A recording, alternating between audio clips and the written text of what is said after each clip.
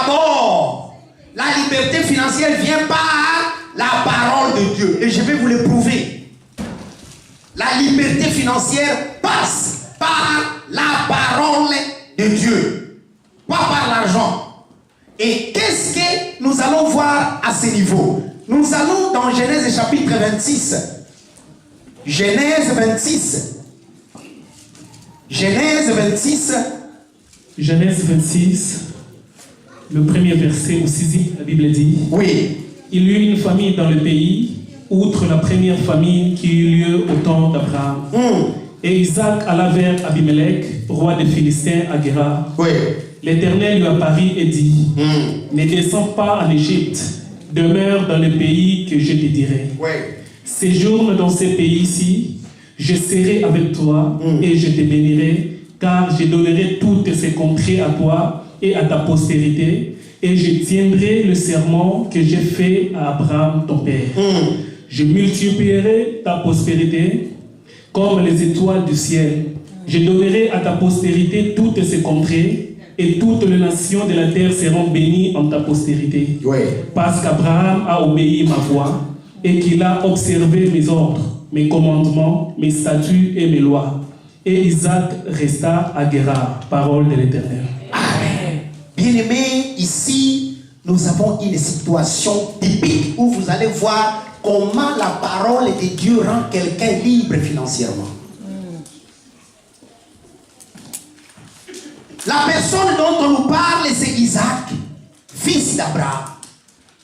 Abraham, son père, a connu une famine. À l'époque, c'est l'Égypte qui était les États-Unis, la grande puissance.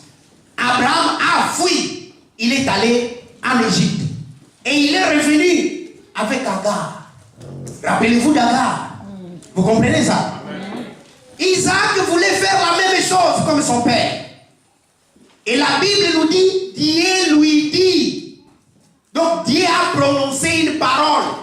La Bible nous parle d'une grande famille. La sécheresse est partout. Personne ne peut cultiver. Personne ne peut planter. Puisque quand il y a sécheresse, tout ce que vous plantez pourrit. Vous ne pouvez pas cultiver. Alors, Isaac, agriculteur, cultivateur, il s'est dit, dans ce pays, je vais mourir. Je vais fuir et aller en Égypte. Là, je vais cultiver et je vais produire et mes bétails seront à bonne santé. Dieu lui apparaît, il lui dit, ne descends pas en Égypte. Je connais les dégâts que l'Égypte a amenés dans mon plan pour ton père. L'Égypte a amené Agar. Agar a Ismaël. J'ai les Arabes à côté. Est-ce que vous me suivez? Amen. Toi, ne commets pas la même bêtise. Isaac dit, mais Seigneur, dans ce pays, je ne peux pas cultiver. Je ne peux pas. Dieu lui dit, tu iras là où moi, Dieu, je t'ai dit d'aller. Et il resta à Guérar. Ça, c'est très important, bien-aimé, de comprendre que Dieu parle. Et il nous parle des choses vraies. Ça veut dire quoi? À Londres, ça ne marche pas pour tout le monde. Ça ne marche pas. Mais est-ce que Dieu a l'écoute de Dieu pour savoir quel est son plan sur toi? Quel est son plan dans ta vie? Qu'est-ce que Dieu souhaite que tu fasses? Aujourd'hui, c'est peut-être Security qui paye. Tout le monde verse dans Security. Aujourd'hui, c'est peut-être je ne sais quel autre travail qui paye. Tout le monde verse dans ça. Est-ce que c'est à ça que Dieu t'a appelé? Non. Écoute Dieu. Quelle est la parole de Dieu pour toi? Qu'est-ce que Dieu te dit pour ta vie? Isaac resta à Guérar. Et la Bible nous dit, il a sémé dans la sécheresse. Il a sémé dans la sécheresse. Ces champs ont produit au centuple. Et la Bible nous confirme que cet homme allait devenir de plus en plus riche. Sur la base de quoi? Pas de sa semence, mais sur la base de la parole. Amen. Alléluia. Amen. Vous voyez la puissance de la parole. La parole produit. Isaac sémant et il récolta au centuple. Il n'y avait pas d'eau. Tous les puits étaient fermés. Partout où les serviteurs d'Isaac puisaient, il y avait de l'eau. Et les habitants du pays commençaient à être jaloux de lui. Puis non, non, non, toi tu dois partir. Tu n'es pas bon. Parce que nous n'avons pas d'eau, mais il n'y a que chez toi qu'il y a de l'eau. Dès qu'il puise et il y a de l'eau, les habitants du pays viennent, ils prennent, ils laissent. Il va puiser ailleurs, il y a de l'eau qui sort. Qu'est-ce qui fait sortir de l'eau? La parole. Alléluia. Puisque Dieu a parlé, et il y a quelque chose qui s'est fait. Et je vous ai dit il y a quelques semaines, la parole a tout créé. Donc, dans ta sécheresse, qu'est-ce que tu vas chercher? La parole. Quand les choses ne marchent pas, qu'est-ce que tu vas chercher? La parole. Qu'est-ce que Dieu dit dans cette situation? Quelle est ma circonstance? Et qu'est-ce que Dieu veut que je fasse dans cette circonstance? C'est ça, bien-aimé. Donc, notre seule attitude qui amène, et qu'est-ce que nous devons avoir devant la parole? Quelle est notre attitude que nous devons avoir devant la parole? La parole de Dieu dans votre vie. Quelle est l'attitude que tu dois avoir devant cette parole? C'est trois choses seulement. Écouter la parole de Dieu. Obéir la parole de Dieu. Et la mettre en pratique. Puisque si Isaac n'avait pas sémé, il n'allait pas récolter. Il pouvait bien écouter la parole, mais s'il ne sème pas dans le pays de la sécheresse, il ne pouvait pas récolter. C'est pourquoi, bien-aimé, toi également aujourd'hui, écoute-moi bien. Je te parle de la part de Dieu. Ce que tu vas écouter aujourd'hui, écoute-les, bien-aimé. Comprends ce que je te dis. Obéis. Il n'a pas désobéi à la parole de Dieu pour aller en Égypte. Les circonstances qui t'entourent ne sont pas bonnes. Dieu sait. Mais par quoi? Par la parole de Dieu. 2.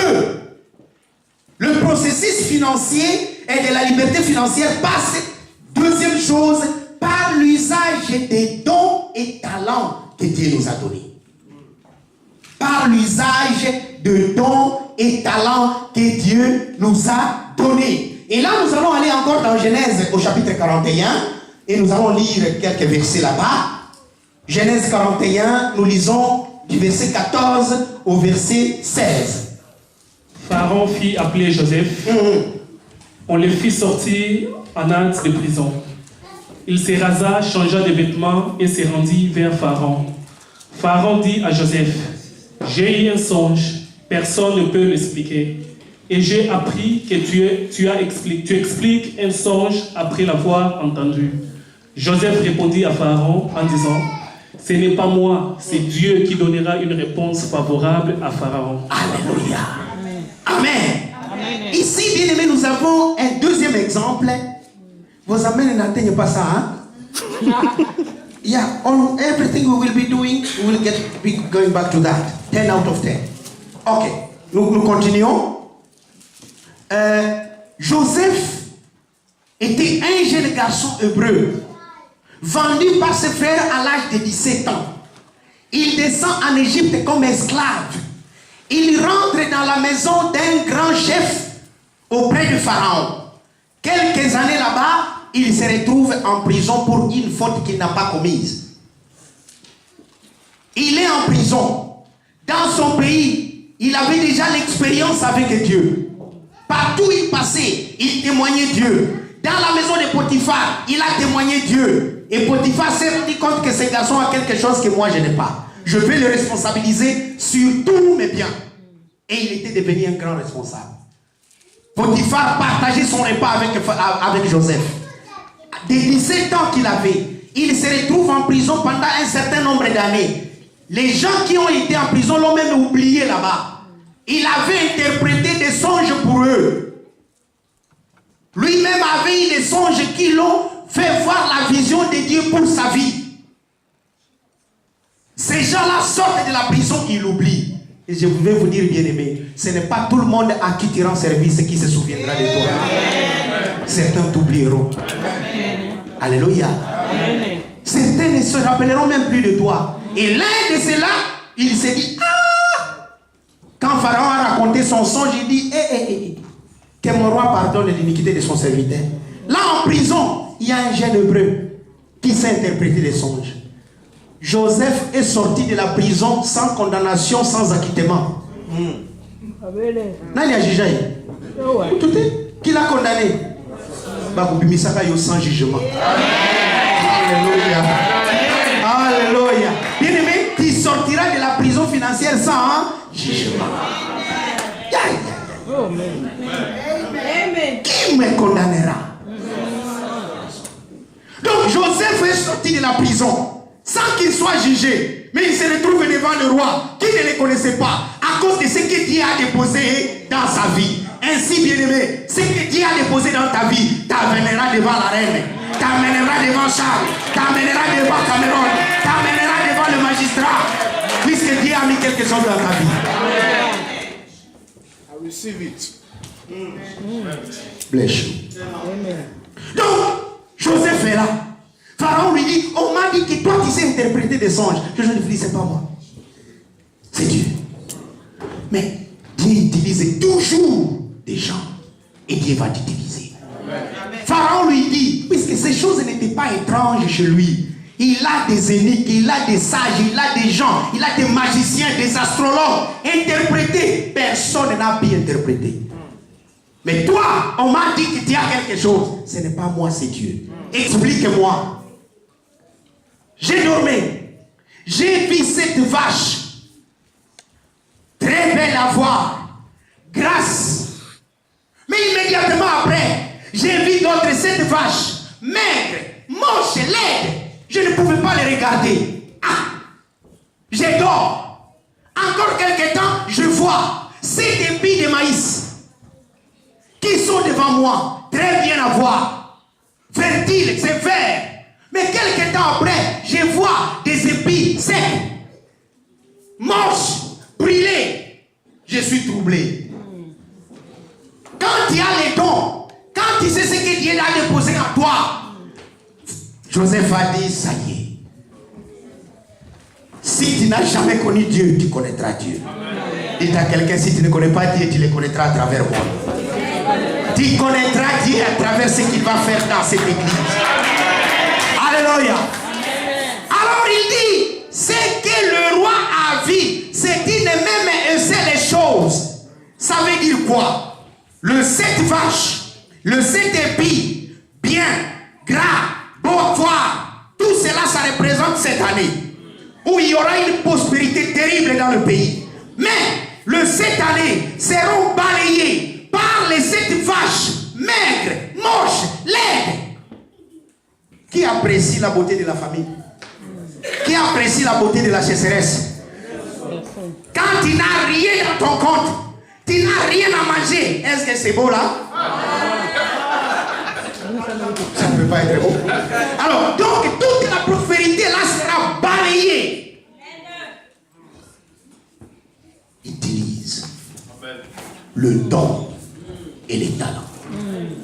Nous allons voir le plan Joseph. Mais ici, Pharaon est effrayé. Qu'est-ce que je vais faire?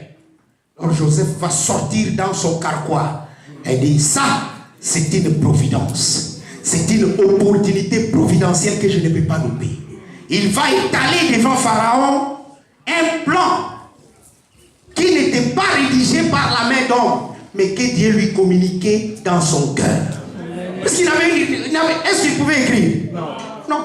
C'est pourquoi la Bible vous dit, quand on vous amène devant le magistrat, ne vous demandez pas qu'est-ce que nous allons dire, puisque l'Esprit lui-même mettra ses paroles dans votre bouche. Alléluia. L'Esprit lui-même mettra ses paroles dans votre bouche et vous aurez de quoi dire. Ainsi Joseph a trouvé ce qu'il fallait dire au roi. La prospérité a commencé à aller. Il a gouverné le pays. Nous allons voir tout cela. Cette année, très bien. Et après, cette année de sécheresse. Après cette année, c'était la famine partout. Tous les pays commençaient à aller chercher la nourriture en Égypte. Tous les pays commençaient à aller chercher. Alors, Joseph a su gérer une crise économique grave qu'aucun ministre de finances ne peut gérer aujourd'hui. Aucun ministre de finances, aucun savant ne peut gérer la crise que Joseph avait gérée. Donc, si tu utilises le don